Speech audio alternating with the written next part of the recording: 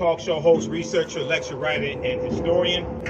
So I was around the corner at St. Clement's Church speaking at their Juneteenth celebration. Hey, Melanie, how you doing? All right. So how many people have heard me speak before? Okay, good. So this today I'm going to speak for about 30 minutes, and what I want to do is I want to speak really for about 20 minutes, and then I want to open up for questions and answers if I can, because understanding the learning process, oftentimes we learn more from answering questions than just listening. So I want to engage the audience as well. So Crystal contacted me, and she wanted me to talk some about the history of Juneteenth, which I've been doing all week. And also we're going to talk, connect this to the transatlantic slave trade as well, because all of this history is connected. Okay, so I've done a number of media interviews this week dealing with Juneteenth, and I was on the Tammy Mack show on Fox Business Soul, the streaming service, on Wednesday, and we were talking about Juneteenth as a federal holiday. Now, is that a good thing or bad thing? And when I teach about Juneteenth, and I have a 2.5-hour lecture dealing with the real history of Juneteenth.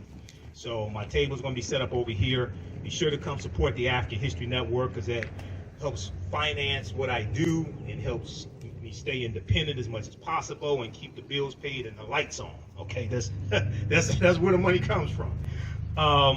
When I talk about the history of Juneteenth, even though it's a federal holiday, and that's a good thing, there's a lot of misinformation floating around about the history of Juneteenth. And I saw a lot of misinformation last year in the media, so I want to try to correct some of that history.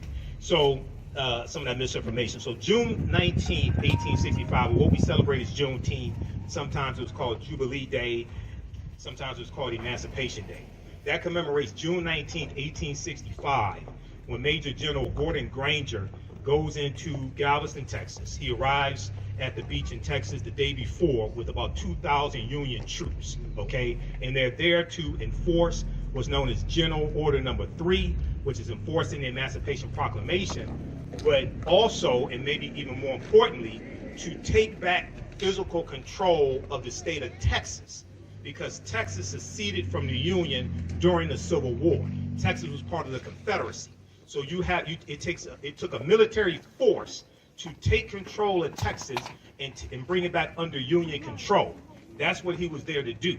And he also delivered General Order Number 3, which basically said, I'm not going to read the whole thing, but it basically said that the enslaved Africans there in Texas, there were about 250,000 of them, that they were free based upon the Emancipation Proclamation, and that they should stay on the plantations and negotiate wages with their former slave owners. Okay, now there's a few problems with the way this history is presented. Number one, now let me do my disclaimer. If you've heard me speak before, you know I say this disclaimer. I may say some things that are outside the circumference of your own awareness. Just because you never heard them before, disagree with them, does not mean that they're not true. It just means you may have to do some research to understand what I'm talking about. So first of all,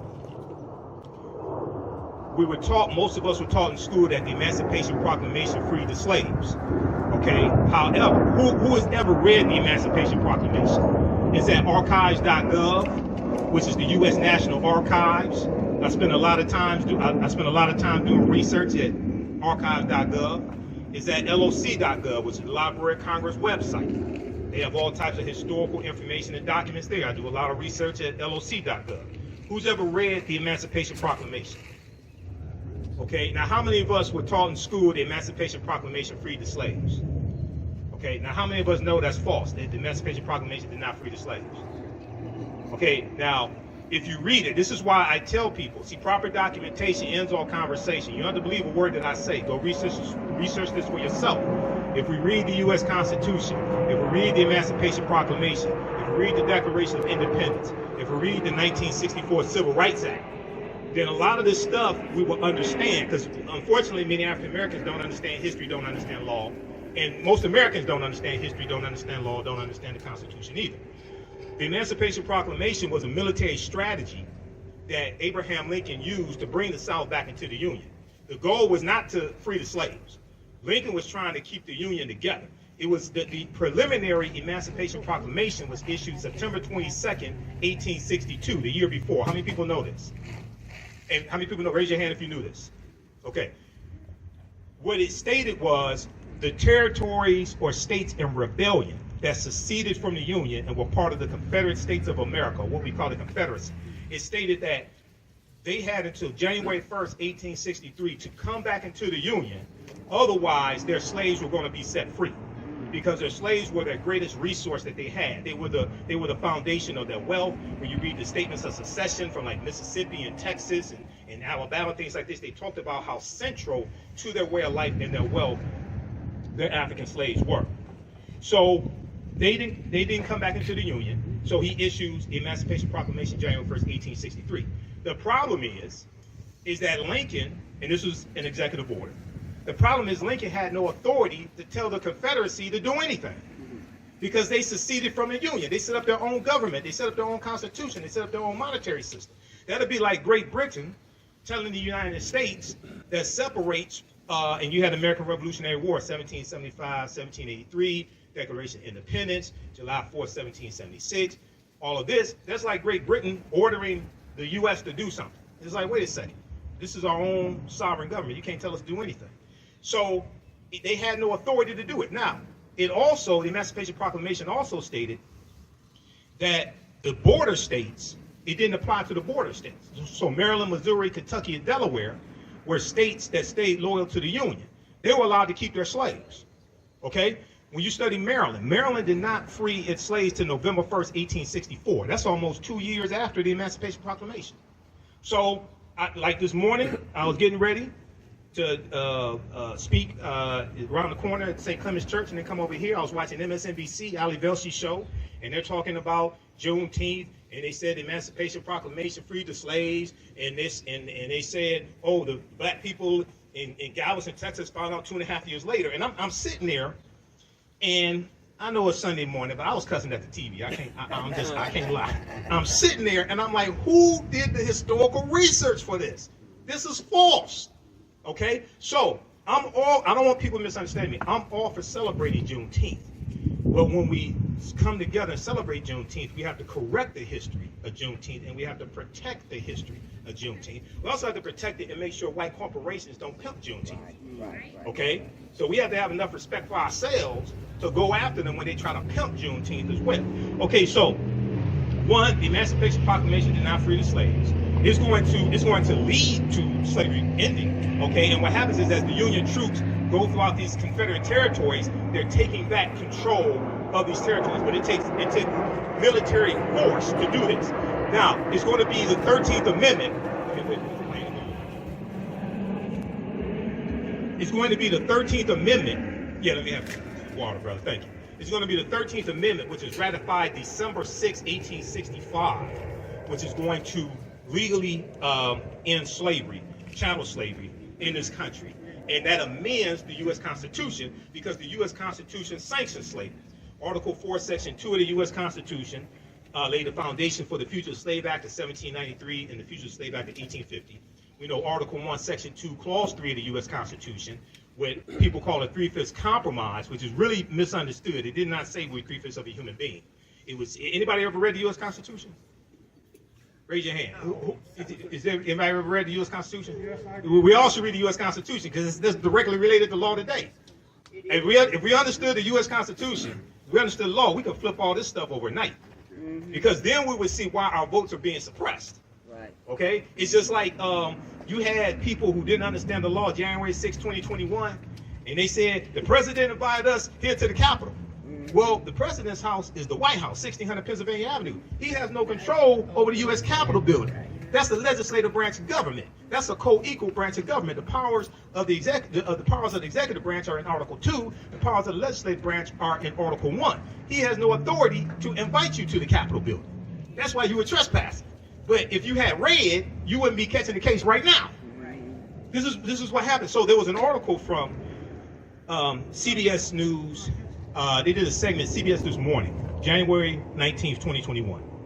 I talk about this on my show a lot. It deals with how most Americans don't know what's in the U.S. Constitution. And they went out on the street And most of the people they talked to were white. And they were asking them things, you know, how many members of the House of Representatives are there? Are we near the airport? Yeah. Okay, all right. Yeah, that's right. So they were asking them questions like, how many members in the House of Representatives are there? They were asking them basic questions. Most Americans, well, most people can answer the question. There was a study that came out about 2018. It's like a Gallup poll or something like that. Alabama.com has this article, AL.com. You can research this. Almost 2/3 of Americans could not name the three branches of the federal government: judicial, executive, and legislative. Almost 2/3. 1 in 5 Americans cannot name one of the three branches of government. Okay, that's schoolhouse rock. I'm gonna build on Capitol Hill. I learned that like watching Saturday morning TV in the 1970s. Right. Okay, but this is how dumbed down the American electorate is. So when it comes to understanding history, this is why most Americans don't understand history. There was an article that came out from New York Times from June 16, 2021. So this was the day before President Joe Biden signed the bill into law. We know it passed the House of Representatives, passed the U.S. Senate, sponsored by Representative Sheila Jackson Lee of Texas, who is also the sponsor of H.R. 40 as well in the House of Representatives. This article, everybody should read this, New York Times. Most Americans know little or nothing about Juneteenth, poll finds. So this poll that was done by Gallup found that about 62% of Americans at the time knew nothing at all or a little bit about Juneteenth. Now, I would argue, now they go on to say, the holiday celebrating the end of slavery in the United States. Slavery didn't end on Juneteenth, on June 19, 1865. Okay? And one of the reasons why it didn't, let me let this point go.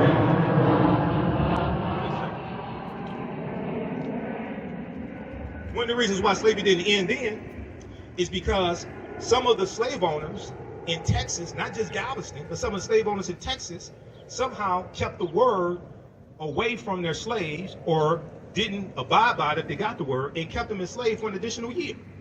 One of those slave owners was named Martha Gibbs. Not Marla Gibbs, not 227, there's no place like home, I mean no place child, not Marla Gibbs. I'm talking about Martha Gibbs.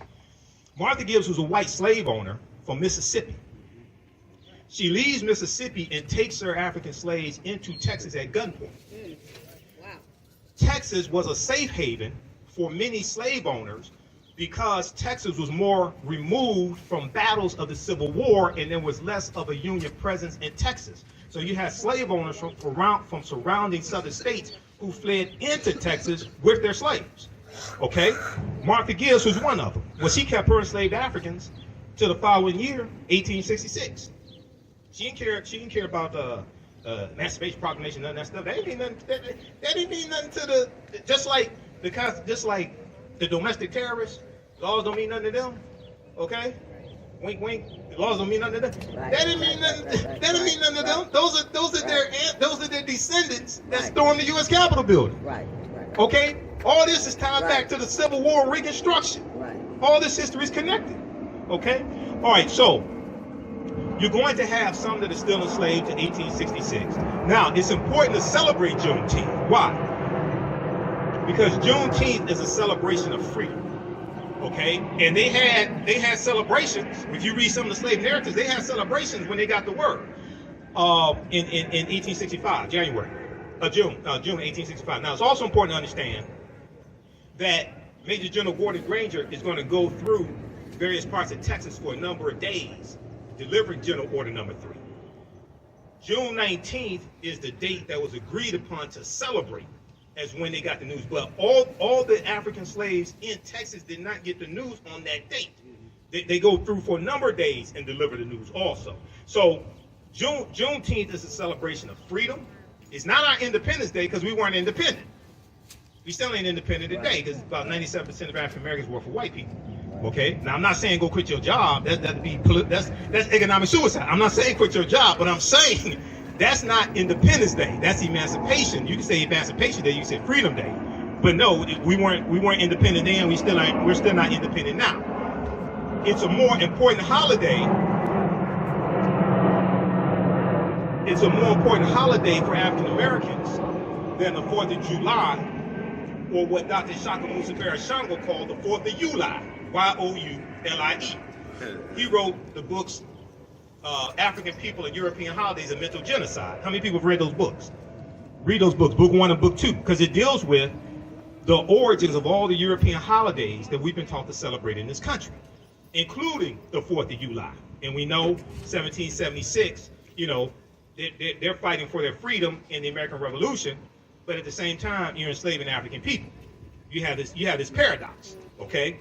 All right, so let me check on time. All right, so there are 4 components that have to be incorporated. When I teach about Juneteenth in the interviews, media interviews I did, and also Ken Coleman interviewed me for Bridge Detroit. He did an article that came out Friday, I think it was, dealing with Juneteenth. He interviewed me for that, bridgedetroit.com. There are 4 components that I think have to be incorporated into any of these Juneteenth celebrations, which we should have, because usually I'm in Atlanta for their 3-day Juneteenth parade and music festival. I'm usually speaking there, and I'm a vendor. They have thousands of people that come through. They have at least 100 vendors each year, 100 black vendors, Caribbean vendors, African vendors, things like this. One, we have to incorporate history. We have to teach the real history of Juneteenth, what it was not. Teach the history of the Civil War and why the Civil War happened, okay? Because they're trying to keep the Union together. South Carolina was the first state to secede from the Union December 20th, 1865, about 6 weeks after Abraham Lincoln becomes president-elect for the newly formed Republican Party, because the Republican Party wasn't founded in 1854, okay? Somebody called into my show. He tried to be a wise guy. He called into my show a couple weeks ago. He said, which political party owes reparations to black people? I said, well, you do realize for the majority of the time slavery existed in this country, you didn't have a Democratic or Republican Party. The Democratic Party wasn't founded in 1828. They were called Jacksonian Democrats, named after President Andrew Jackson. Republican Party was founded in 1854 as a backlash to the Kansas-Nebraska Act, because it was a backlash to the spread of slavery in the Kansas and Nebraska territories. So the majority of the time that you have slavery in the history of this country, you don't have a Republican or a Democratic Party.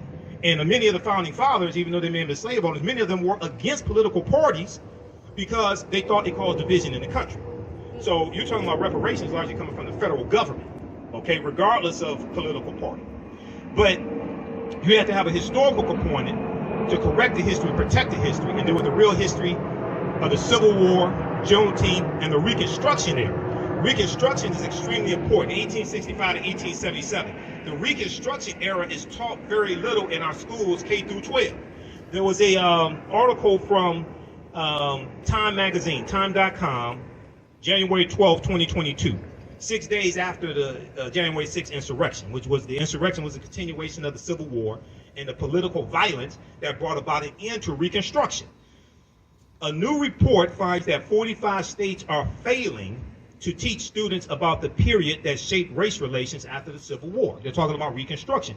And in this article, they talk about how Reconstruction, understanding Reconstruction, is directly related to the police violence we see today in the murder of George Floyd, May 25th, 2020, the voter suppression laws enacted, especially after African-American voters voted in the 2020 election to elect President Joe Biden and Kamala Harris, but also the January 5th senatorial election in Georgia, because that's what really infuriated a lot of people, okay? The reason why it infuriated a lot of people, it wasn't just because John Ossoff won, and he's a Democrat, and he defeated Richard Perdue, David Perdue. It's because Senator Reverend Raphael Warnock defeated Kelly Loeffler, and he became the first U.S. Senator from Georgia. People don't understand how monumental that was, what he did. What he did was beat the system. What I mean by beat the system, I'm not talking about the mail-in ballot system that Republicans voted into office in 2005 in Georgia. I'm talking about the 1963 law in Georgia, championed by Denmark Groover, who was a segregationist Democrat in the state legislature in Georgia, which is why you have the runoff election law today in Georgia. That goes back to him, because they were trying to keep African Americans from having statewide power in Georgia. So to keep them from winning a statewide election, like senator, like governor, secretary of state. The reason why they did that was because in the primary election, if all the African Americans threw their votes behind one African American candidate, and then you had 2 or 3 or 4 white candidates, well, then the African American candidate could win.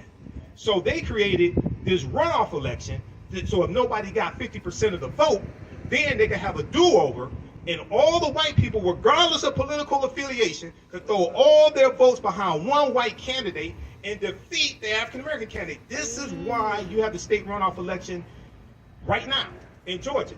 Well, what Reverend Raphael Warnock did, and Stacey Abrams, and the New Georgia Project, and St. Ufa, and all the activists, they beat the system. This infuriated the white supremacists because they said this is not supposed to happen. So what does Georgia do? Then they passed Senate Bill 202 to change the laws, and then Republicans wanted to repeal the same absentee ballot law that they voted in the law in 2005. Because what happened was we started learning the law, so we used the mail-in ballot law to our advantage and beat them in the system that they created. They said, "Oh no, now it's all of a sudden now it's all this fraud. It's a whole big problem. Right. You used it for 15 years to vote your people into office. Now we learn the law. Now all of a sudden you want to change the law." Okay, so this is much bigger than just one election.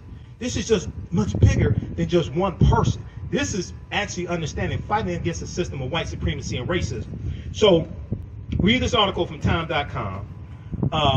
And Juneteenth also connects us to the transatlantic slave trade, or the Great Ma'afa, as Dr. Marimba Ani calls it, who wrote the book Yurugu, an African-centered critique of European cultural thought and behavior. The Ma'afa is a Kiswahili term, which means the great disaster, refers to our Holocaust, the transatlantic slave trade. Because our Holocaust is different than other people's Holocaust. I don't have a problem with talking about other people's Holocaust. We can talk about the Holocaust of Jews. Now, when we talk about the Holocaust of Jews, you also have to talk about the killing of 50,000 Afro-Germans.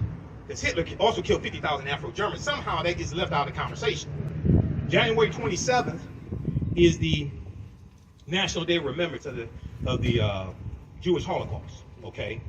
And it's January 27th because it was January 27th, 1945, I think it was, when the Soviet troops go into Poland and liberate the Holocaust survivors from the Auschwitz concentration camps, Auschwitz 1, 2, and 3. That's why it's on January 27th. So I was reading articles from Associated Press. I was reading coverage about the National Day of Remembrance of the Holocaust, January 27th. I'm like, why don't y'all talk about the Afro-Germans who were killed? That's part of the Holocaust also. We totally get left out of that conversation. But if we don't understand that history, we don't understand how to interject ourselves into that history. So Juneteenth also connects us to the transatlantic slave trade, which we see starts formally, most sources say 1441, with Anton Gonzalez going into present-day Mauritania, capturing about 12 Africans. But we know there's historical events that lead up to that happening. It doesn't just fall out of the sky. This goes back to the conflicts and the wars that the African Moors are having in Europe with Europeans. And the Moors intermixing into European society and losing control of various areas that they control, like Al-Andalus in the southern portion of Spain. And we see this backlash. Now the Moors are taking the teachings from ancient Kemet, ancient Egypt, the Nile Valley region of Africa, into Europe. They bring Europe out of the Dark Ages. These teachings saved Europe. If it had not been for the Moors, Europe probably would have been totally devastated by the Black Death, the bubonic plague. It hits in 1347 to 1400. Europe loses between 1/4 to 1/3 of the population. Estimates of somewhere between 25 million to 75 million people.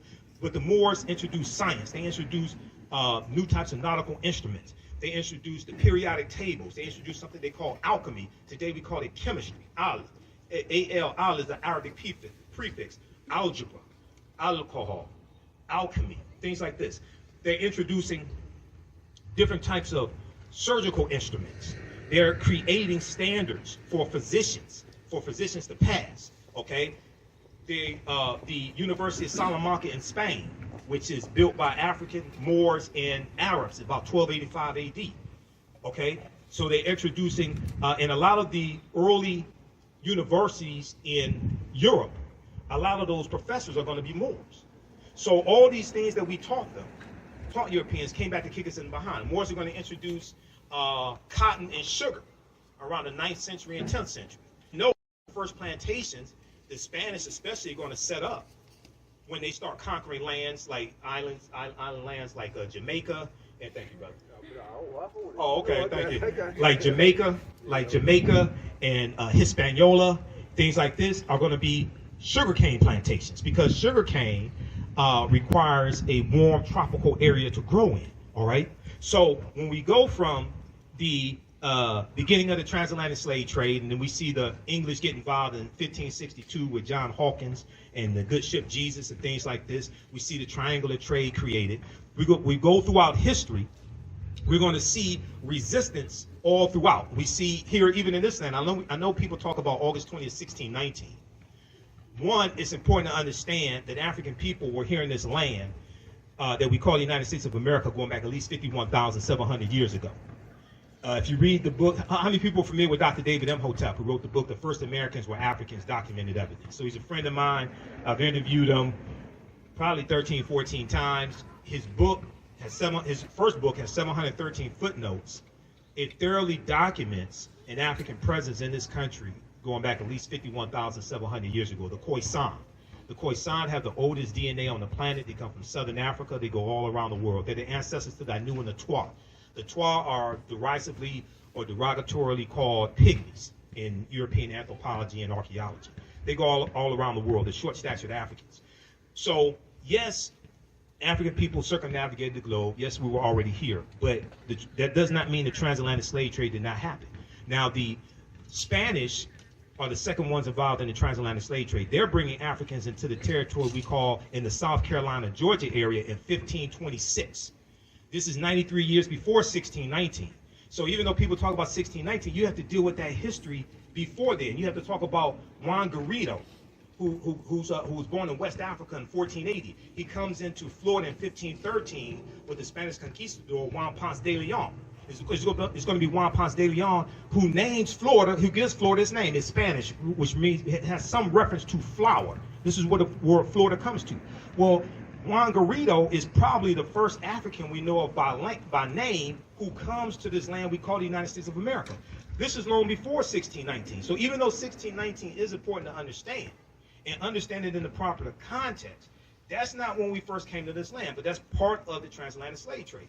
Now, August 20th, 1619, when the White Lion pirate ship, you have the White Lion and the Treasure, two English pirate ships that come into Virginia, basically Point Comfort there in Virginia. How much time I'm at 27. I'm not at 28 minutes. Crystal, how am I on time? Hey, go on. Okay, so when these two English pirate ships come in, and you have 20-odd Africans who are exchanged for food and water and supplies, right? At this time in 1619, did you know codified slave laws don't exist in any of the 13 colonies? Did y'all know this? Y'all didn't know this? Nope. Oh, you have to bring me out here to speak more often. Yeah. No. Who's read Before the Mayflower by Lerone Bennett Jr.? Because he breaks some of this down in chapter 2. Chapter 2, 6th edition, right around page 40, he talks about the names that African people had in this land. When Europeans got here, they were called Moors. They were called Negers, N-E-G-E-R-S, Nagars, N-E-G-A-R-S, and Blackamoors, okay? The word Negro really wasn't used for us at that time. He's talking about in the 1600s, all right? So, and he's talking about the presence of the Moors here when Europeans got here. And then at that time, also in the colonies, the people who we call white people, they weren't referred to as white. They were referred to as either Christians or Englishmen. Okay, so they're exchanged for food and water and supplies. They're put into a form of indentured servitude for about 3 to 5 years and released from that. Some of them go on to own land. You're going to have some Africans who come here, either willingly or unwillingly, who end up owning white indentured servants also. That's a whole nother conversation. Some people don't want to have that conversation. Don't know why, but that's part of the history. Lerone Bennett Jr. breaks this down in chapter 2 of Before the Mayflower. Okay, so this is Juneteenth connects us to the transatlantic slave trade. The first colony to have codified slave laws is going to be Massachusetts, 1641.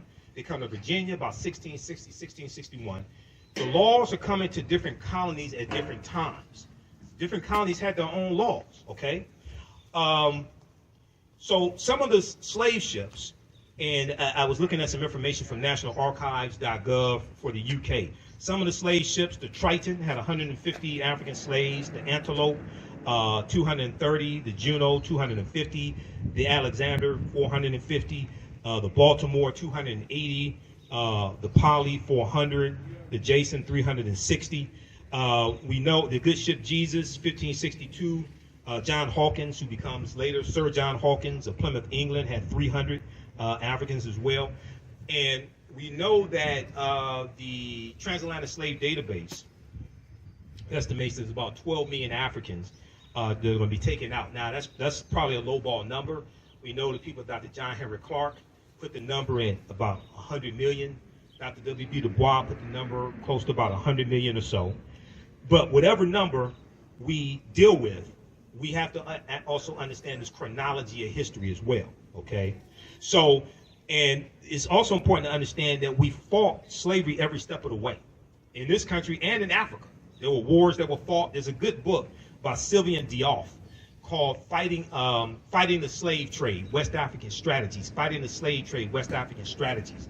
And this book deals with the different types of strategies that we used in West Africa to fight against these European colonizers and fight against the transatlantic slave trade as well, okay?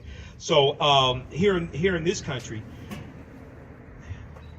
you're going to have somewhere around 250 physical slave rebellions taking up arms. We know about Nat Turner, 1831, Southampton County, Virginia, and others. We know about the Stoner Rebellion, 1639 in South Carolina. There were other forms of resistance, however. Learning to read and write was a form of resistance, because one of the things that we did when we learned to read and write is wrote our own freedom papers and ran away. That's what some of us did. We wrote our own freedom papers and ran away, because a lot of the slave patrollers that you encounter on the roads, a lot of them were poor white men who were illiterate. They couldn't read or write. So you can give them any paper, say these are my freedom papers, or a travel pass or something like that. Learning to read and write was a form of resistance. Having work slowdowns, slowing down the pace of work was a form of resistance. Poisoning white people's food was a form of resistance, okay? Destroying tools or sabotaging tools, maiming oneself, cutting off toes, something like that. Those are different forms of resistance that we engaged in as well. Okay, so when we have these celebrations, it's important for us to invoke the ancestors as well, and the brother did the libations, which brings in the power and the energy of our ancestors, and it helps reconnect us to our ancestors also. And once again, I'm gonna wrap up with this, and we can open up for questions if we can. But when we have these celebrations dealing with Juneteenth, it's important to correct the history and protect the history of Juneteenth, and deal with history, political education, economic empowerment, as well as law. Okay, so I want to thank you for your attention. I want to wrap it up there. Usually I end my presentations. Right now, it's correct wrong behavior. It's not over till we win. Wakanda forever. And because Wakanda is a real word, comes from the Omaha Ponca Sioux Indian language, means possessing secret powers, but it's also a Bantu word. It's in Kikongo as well. So Wakanda is a real word. So Asante Sana, can we open it for questions? Okay, let's open up for questions. Did you all learn anything? Yeah. Okay, all right, thanks. Now, and then I'm gonna have my DVD lecture set up over here. Also, I'll be registering people for 2 10-week online classes that I teach on Saturdays and Sundays. Saturdays is Ancient Kemet, the Moors, and the Ma'afa, Understanding the Transatlantic Slave Trade, where they didn't teach you in school, where we do it thousands of years of history. We do the sessions live. All the sessions are archived and recorded. You can watch it a year from now, 2 years from now. It will still be there. Sundays, I teach from the Civil War to the Civil Rights Movement and Black Power, 1865 to 1968, which gets deep into this history dealing with Juneteenth, Civil War, Reconstruction, all that history. Okay, any questions? When was slavery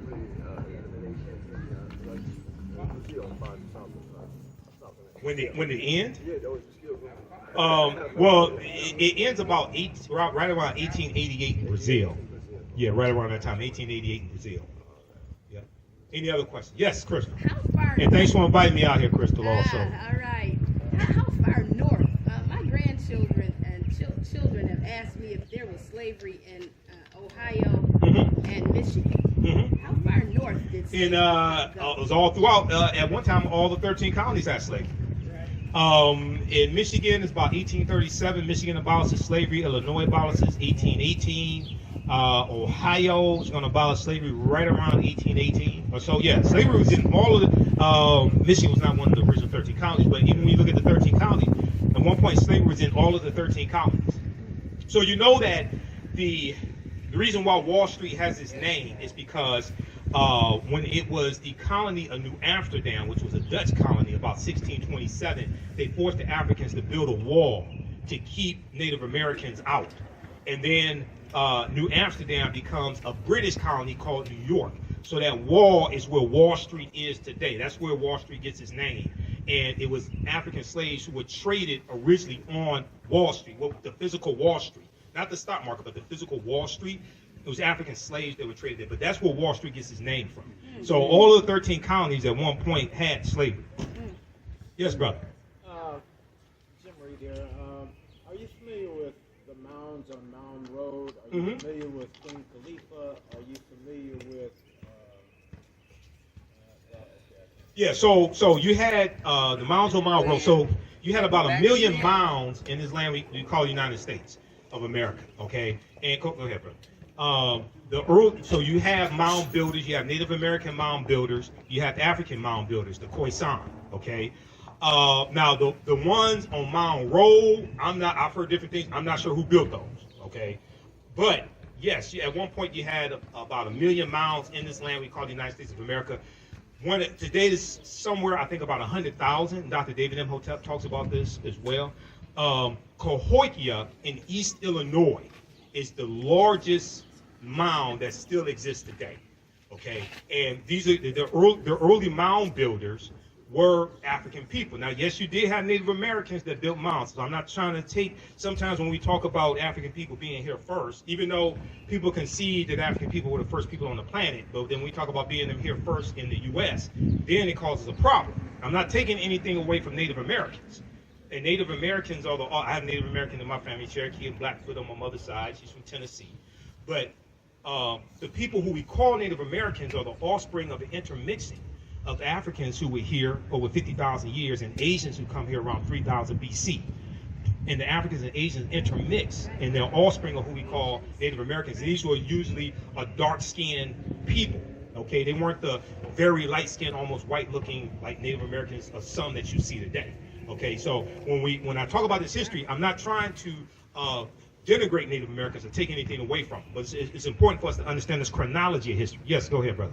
I just thought of the third part of my question. Yeah. Are you familiar with Isaiah Henson?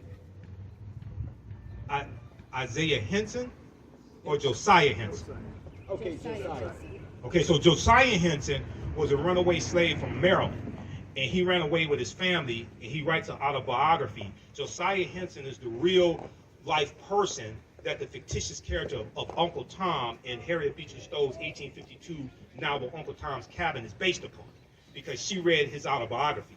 He becomes a abolitionist on the Underground Railroad. He becomes a Methodist minister and an educator. He and his family go up into Canada because of the Fugitive Slave Act of 1850, which was the fifth bill of 5 bills and what's known as the Compromise of 1850. The Compromise of 1850 is legislation that comes about to organize the land that the U.S. gets at the end of the Mexican-American War, 1846, 1848. So the U.S. gets the territory that today makes up California, Arizona, New Mexico, Colorado, Utah, and Nevada. California comes into the land as a free state in 1850. Okay, all that comes from Mexico as a result of the Mexican-American War. The U.S. pays Mexico $15 million. Mexico loses about 1/3 of their territory.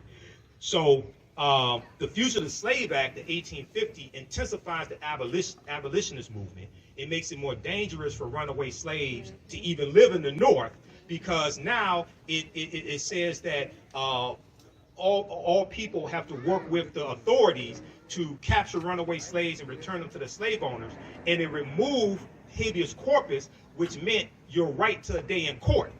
Previously, under the Fugitive Slave Act of 1793, the slave owner had to go to court and prove that that person was their slave.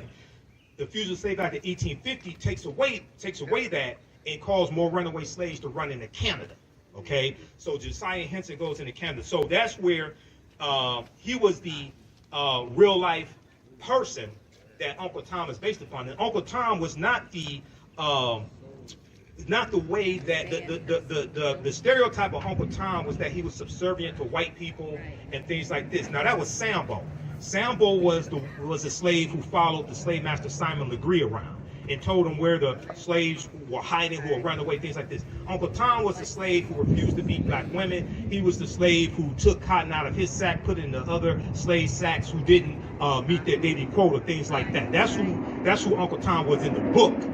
Okay, there was a 1912 movie, about 1912, a short movie about 30 minutes, that depicted Uncle Tom as being subservient to white people, docile, obedient. So that may be where the slur, the stereotype of Uncle Tom comes from. But that's not the Uncle Tom in the novel, and that's definitely not Josiah Henson. That was written by Phyllis Wheatley. Right. Uncle Tom's Cabin was written by Harriet Beecher Stowe, 1852. Now, Queen Khalifa, I've been doing research on Queen Khalifa. Now, some sources say she was a fictitious queen. Some say she was a real queen. I don't know whether she's fictitious or not. It's believed in quote, it's believed that California is derived from her name. I don't know that for certain. Any other questions? Okay, we'll go here and then go to this brother here. Yeah. It's actually two questions, if that's Mhm. okay. The first question is it true that the difference between the indigenous people of this land and the Native Americans, is it true that the Native Americans are by land contract and the indigenous people are people that were the first people that was here on this land? Okay. So it depends upon how you're using the term indigenous. If you want to say, if you are you Original. okay, the original. Okay. So when you say land contract, you're talking about treaties. Yes. Native Americans. My other question Uh-huh. is, are you familiar with Dumb Diverses and the Yeah. decree that King James wrote? Because it Well, ties Dumb into- Diverses is 1452. Right, Okay, but that's before King James time. right, I know that. Okay. But it still affects us to this very day, right? Some decrees that happen in Dumb Diverses. I've heard people talk about how those decrees from the 15th century still affect us today. Now, I want to see them really explain to me the relationship. This is before the United States of America came into existence. Right. Okay, so I'm familiar with the argument, but I want them to explain to me how does that apply to the U.S. today. I'm familiar with the argument. I'm familiar with a lot of arguments. Okay. Wasn't it the Pope, his decrees was to enslave us? So isn't that how it still affects us today? A lot of decrees was to enslave us during his day. But I don't I fail to. I've looked at the information, but I fail to understand. So you have treaties like I think it's about 1454, the Treaty of Tordesillas, when the Pope divides Spain and Portugal. The Pope sends Spain and Portugal out to divide the non-Christian world among Spain and Portugal, things like So this. that would affect us, right? No, Weren't we the non-Christian? but that's before you have a new United States government that has a constitution and a sovereign. Okay, so this might be a discussion. Michael, this is a discussion. We got a after. sidebar on that. Let's get to the We got a next sidebar on question. that. Go ahead, All brother. right. My other question was, Yeah. if you don't mind, Go ahead. are you familiar with the decrees of King James? Which decrees of King James? The one that had us enslaved, the ones that had us from Ireland, brought from Ireland over here to America. I'm familiar with those somewhat because Ireland was a colony of England. Ireland was a colony of England. Right. Now, what about the decree? So, wasn't there land contracts that was given to people that came from Ireland over here that had something to do with the 7-year indentured servitude? There were people who entered into indentured servitude and then were awarded land afterwards. Some of them were of African descent also. In chapter 2 of Before the Mayflower by Lerone Bennett Jr., he talks about this as well. We can have a sidebar because that's what my table is going to be. I want to get to some of these other questions. Yes, brother. want to ask if you were familiar with the different variations of the term slavery. And I bring that up simply because most of the things that we have been exposed to through media, watching Mandingo, watching Django, watching Roots, Right. show slavery in a particular light. I mean, there were white slaves. There were. You had slavery in Europe. You had slavery in Slavic nations. You had a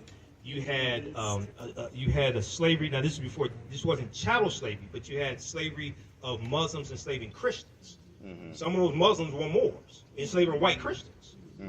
Okay, so you had different types of slavery. The one here in the U.S. was a chattel slavery. After, now, not in 1619. Chattel slavery didn't exist in the 13 colonies in 1619. But later, after it's going to be developed, you're enslaved for perpetuity. So your children are born into slavery.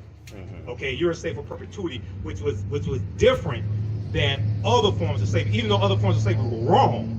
Okay, but here you're a slave because of quote unquote race, which is a made up construct. Okay, 2, you're enslaved for perpetuity, forever. So your children's children are born into slavery. All right, so it's a different concept.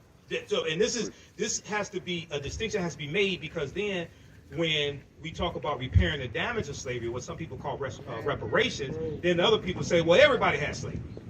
No, that was different than what happened here, and slavery was written into the U.S. Constitution. Right.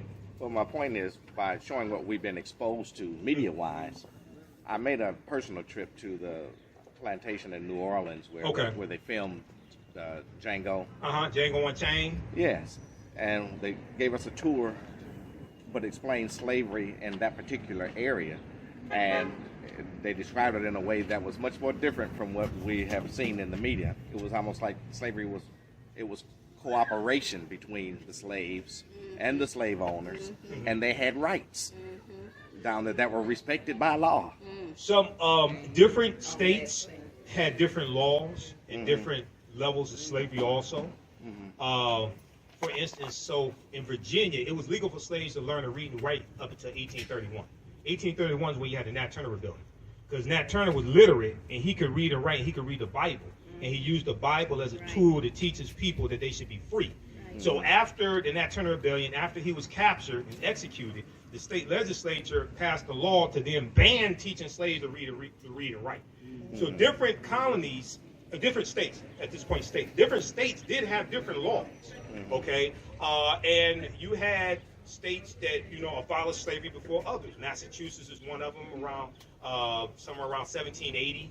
Vermont's going to be the first one, 1777. So there were different variations. It wasn't just like the same thing all throughout all the states. There were different variations based upon which state you're talking about. Okay.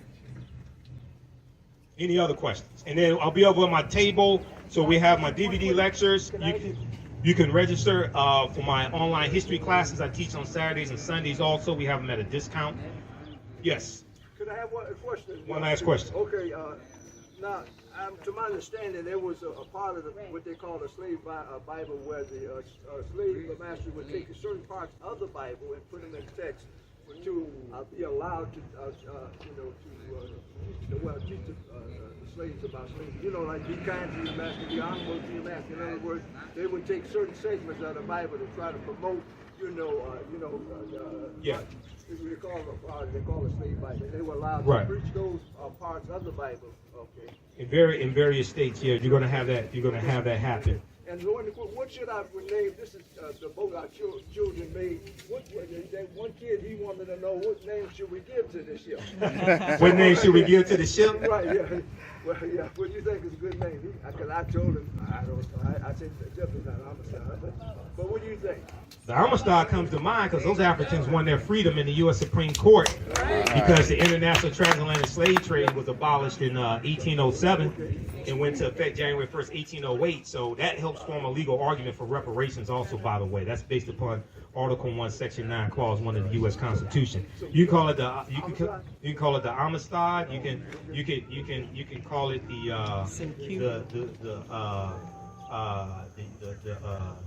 ship Kemet. You can call it the Nile Valley. You can call it Wakanda, because Wakanda means possesses secret powers in the Omaha and Paca Sioux Indian languages. All right, is that all the questions? All right, other questions you can ask me over my table. Thanks for your attention. Be sure to come support the African History Network. This helps me keep doing the research, keep doing the radio show. I don't get paid to do radio. I'm on Roland Martin Unfiltered every Friday. I don't get paid to do none of that stuff. So selling the lectures, register people for the classes, any donations you want to support us with, that helps me keep doing this type of research, all right? So thanks for your attention. I appreciate it. Asante Sana Mod Hotel. Yes, brother. Well, I got some new stuff over here, too. Oh, thank you. I got some new stuff over here. You can get some for gifts also. If you got my DVD lecture, you can get it for gifts as well. All right, thank you, Crystal. Thank you. What's your name, brother? My name is Gabriel. Gabriel. All right, brother Gabriel. I appreciate you.